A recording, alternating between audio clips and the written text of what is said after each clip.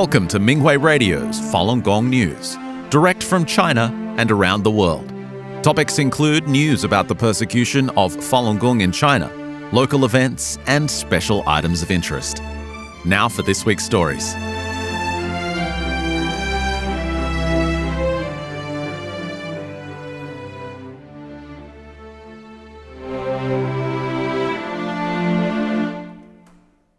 A Southern California resident by the name of Yao Ning Mike Sun pleaded guilty in a Los Angeles, California federal court on October 27th for acting as an agent of the Chinese Communist Party. Sun was arrested on December 19, 2024. Court documents showed that while he worked for a Southern Californian politician who was running for the city council in 2022, Sun was working as a foreign agent for China. He admitted he did not follow the required procedure of notifying the U.S. Department of Justice about this. The federal prosecutor said Sun coordinated with John Chen, another agent for the Chinese Communist Party.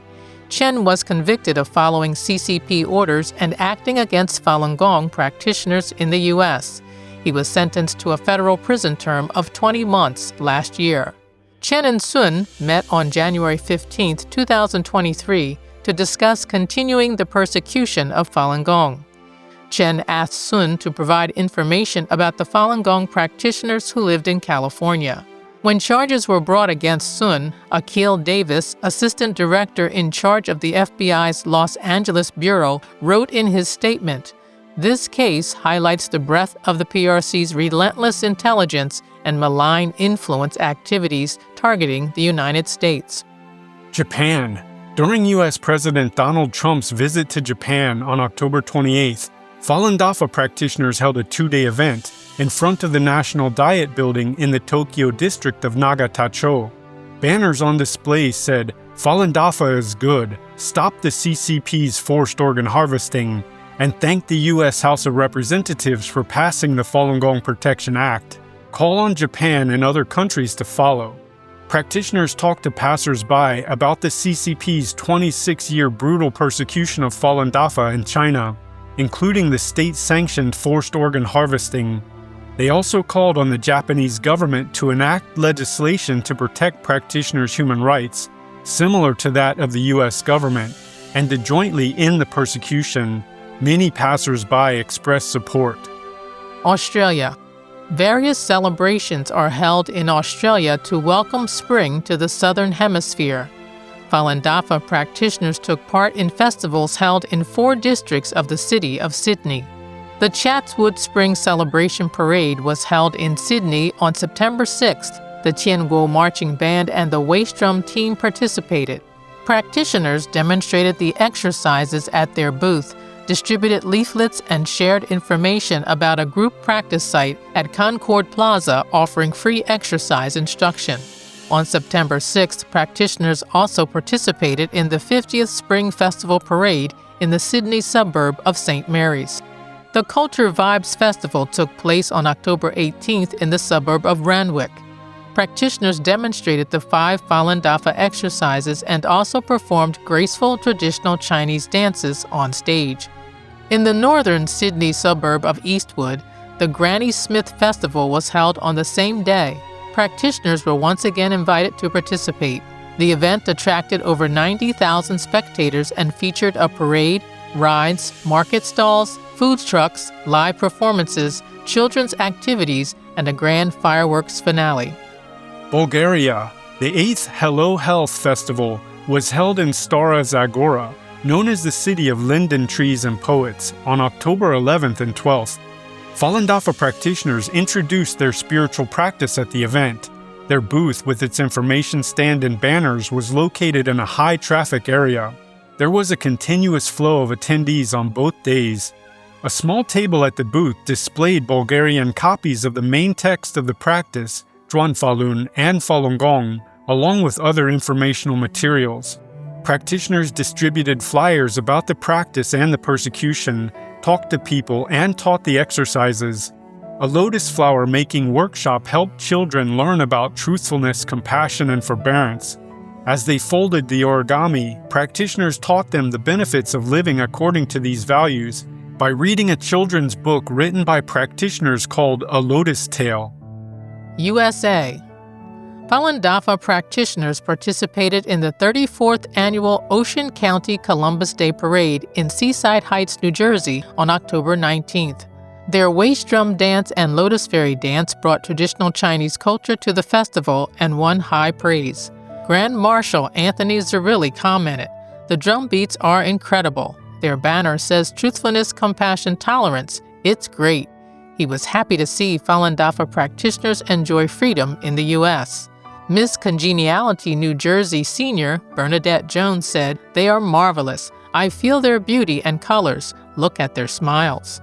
Japan. The Falun Dafa waist drum team performed at multiple community events during the month of October. The 40th Mino Festival took place in Mino City on October 4th. This year's theme was Spreading the Smiles of Mino Festival to the World.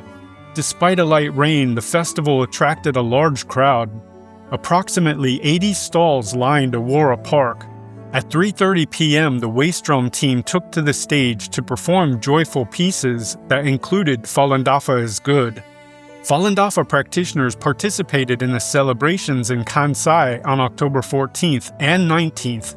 Their waist drum team performed on stage, and a banner reading Falun Dafa, a Qigong practice benefiting mind and body, was displayed. The waist drum team also participated in the 52nd Sakai Festival in Sakai City on October 19th. The festival featured a musketry performance, a futon daiko competition, the Sakai tea ceremony, stage performances, exhibitions, and food, as well as interactive activities that showcase Sakai's traditional culture. The Falun Dafa waist drum team from Kansai performed in front of the Sakai City Hall that day. Their powerful drumming drew warm applause. Australia. Falun Gong practitioners from various parts of the country gathered outside Parliament House in the capital city of Canberra on October 28th for a peaceful rally. This was one in a series of activities held over 4 days in Canberra to expose organ harvesting and the escalating transnational repression by the CCP that targets government organizations, federal members, and the public. During the morning rush hour for several consecutive days, practitioners also displayed informative banners, demonstrated the 5 sets of exercises, and collected signatures in downtown Canberra to stop organ harvesting. Many practitioners, along with internationally renowned Canadian human rights lawyer David Matas, spoke at the rally. On the same day, a roundtable session was held in Parliament House that focused on transnational repression by the CCP. Matas and Professor Yuan Hongbing, a former law professor in China now residing in Australia, were guest speakers at the event. Matas called on the Australian government to start investigations into the CCP's transnational repression. Professor Yuan said that through systematic transnational repression, the CCP is attempting to control Chinese people overseas and turn them into tools for expanding its authoritarian rule. He also reminded Australian legislators not to sacrifice short-term economic benefits for the nation's fundamental benefits and security. Sweden. The country's largest autumn health fair, Harmony Expo, was held in Solna, north of the capital city of Stockholm, on October 25th and 26th. Over 300 exhibitors from across Sweden showcased their health products and services. Practitioners were invited to participate and introduce Falun Dafa. Their gentle exercise demonstrations and the principles of truthfulness, compassion, and forbearance resonated with many visitors. Their booth was a peaceful oasis in the hustle and bustle. Many people asked about practice sites, while others learned the exercises during the event. When people learned of a free online Swedish language class taking place on November 20th, they enthusiastically signed up. Spain. Practitioners introduced Falun Dafa at a market in Inca, a town on the Spanish island of Majorca, on October 18th and 19th. Many residents and tourists learned the benefits of practicing Falun Dafa, and some started to learn the exercises. People bought copies of Falun Dafa's main book, Duan Falun, and expressed strong interest in learning the exercises. A little boy came to learn the exercises just before the end of the activity. Happily surprised by his participation, his grandmother told practitioners He never quiets down to do anything, but he meditated here for so long and doesn't want to leave. These exercises are amazing.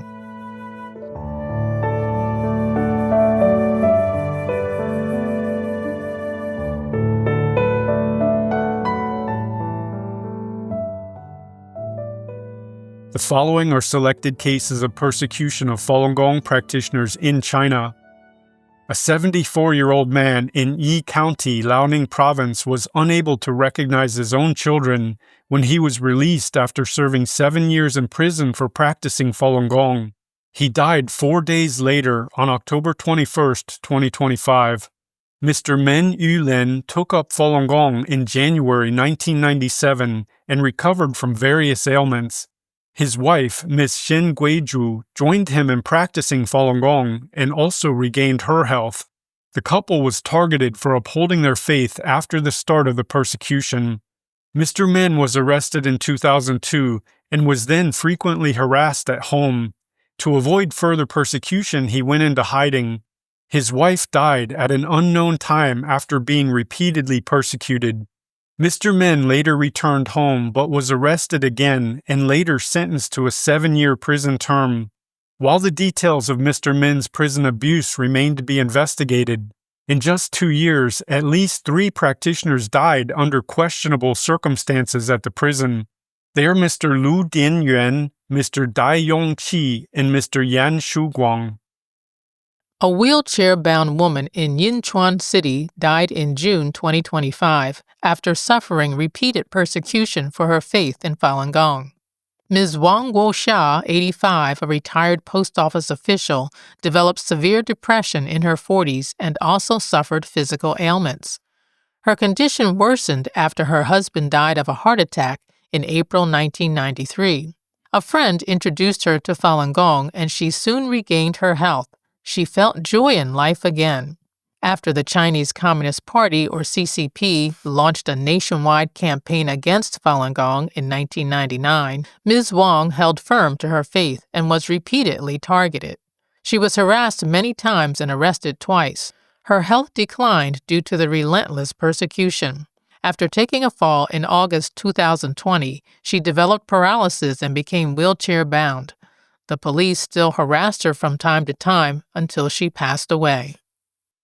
At least 43 Falun Gong practitioners in Shenyang City were arrested around the CCP's military parade that took place in Beijing on September 3, 2025.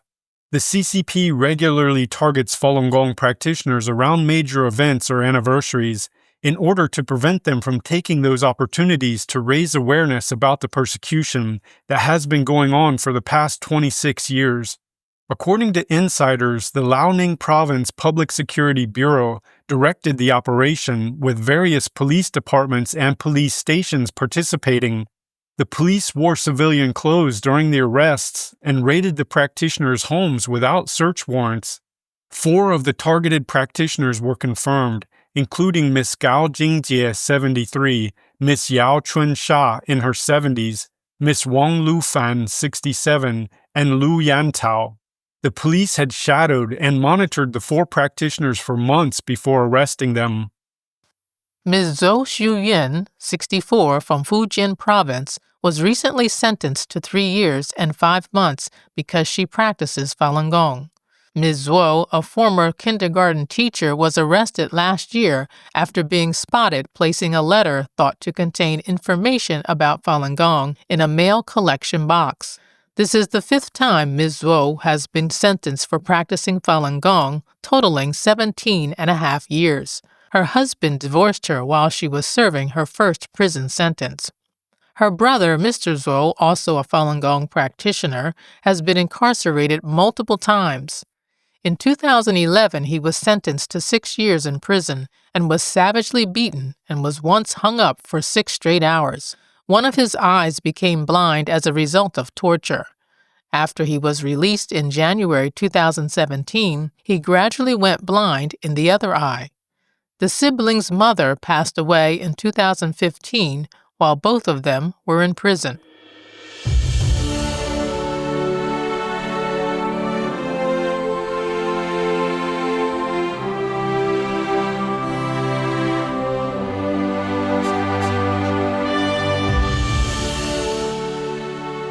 Australian radio station interviews David Mattis on the CCP's forced organ harvesting and transnational repression.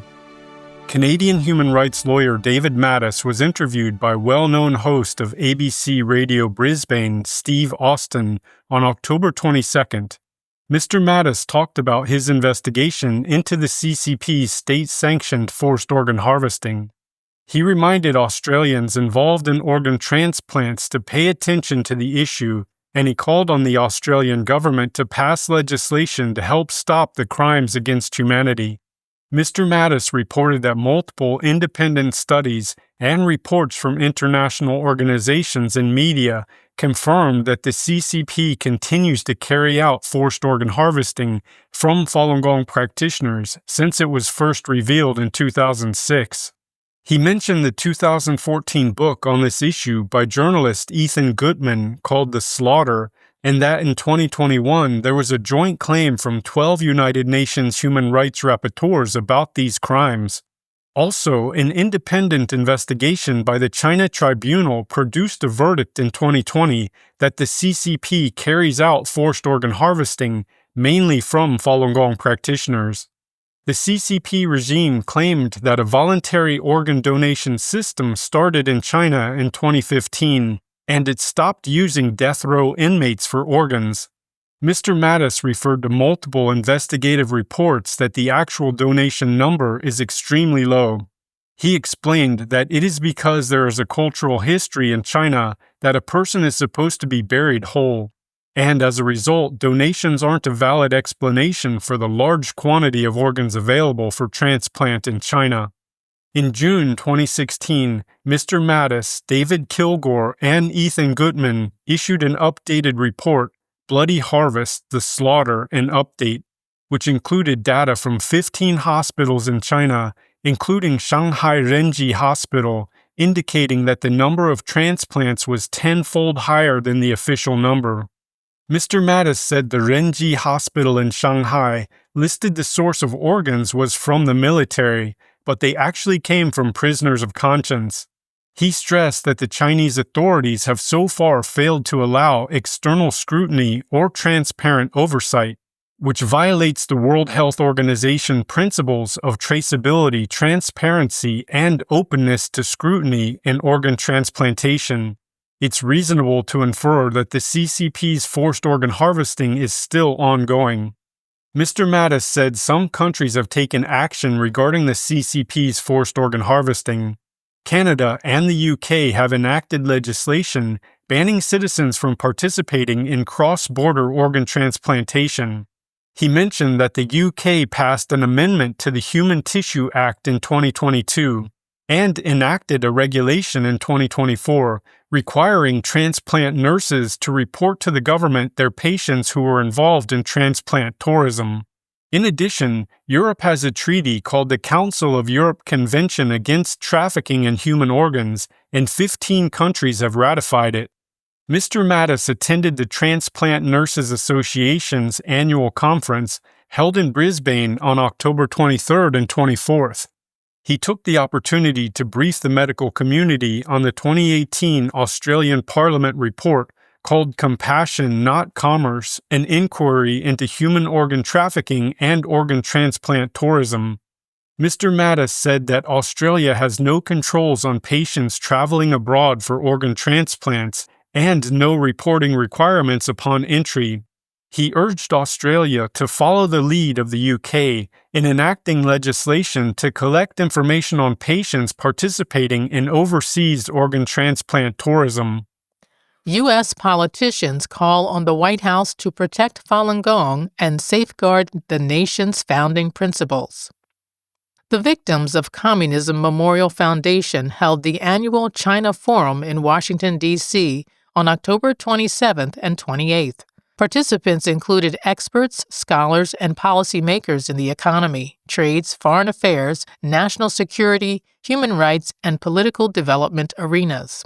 The purpose of the forum was to help Americans understand the nature of the CCP and key issues in U.S.-China relations. Former Ambassador-at-Large for International Religious Freedom, former U.S. Senator and former Governor of Kansas, Samuel Brownback, addressed the China Forum on October 28th. He observed that the CCP invests billions of dollars a year to oppress religion, and that Falun Gong gets the worst of it. He said, for China, religious freedom is an existential threat. For us, it's a foundational principle. You can't operate a free and open democracy without having religious freedom. We should stand up against what China is doing, and we should be doing it very clearly. Brownback continued, and I think we should stand up for Falun Gong and the founder, Li Hongzhi, who lives in the United States now. I think people in the White House should meet with him and declare that they should have religious freedom. Brownback said that it should move from being just a human rights issue to a national security issue. Former U.S. Representative from Miami, Florida, Ileana Rose Lehtinen, was a key speaker at the forum. Rose Lehtinen served as a member of the House of Representatives from 1989 to 2019 and was the chair of the House Committee on Foreign Affairs from 2011 to 2013. She spoke about H.R. 343 that she and her Democratic colleagues co-sponsored and was passed in the House of Representatives in 2016.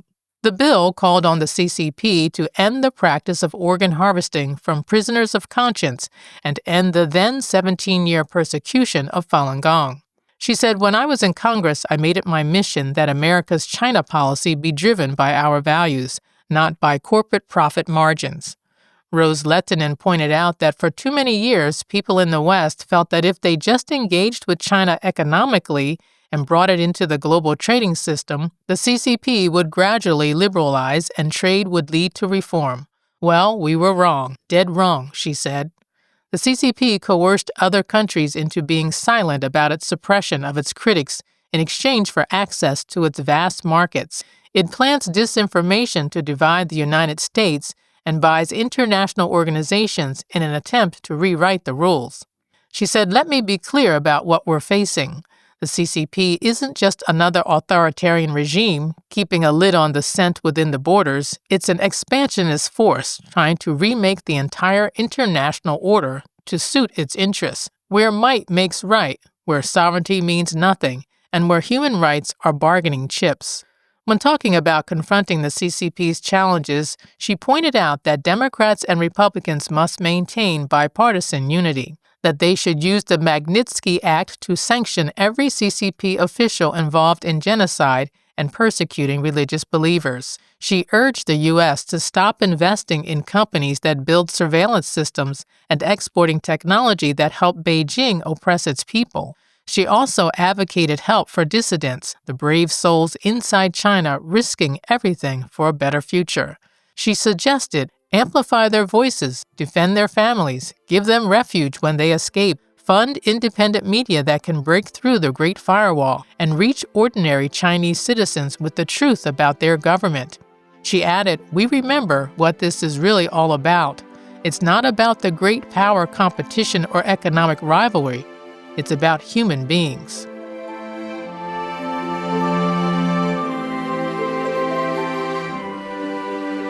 Thank you for listening to the Minghui Radio Podcast.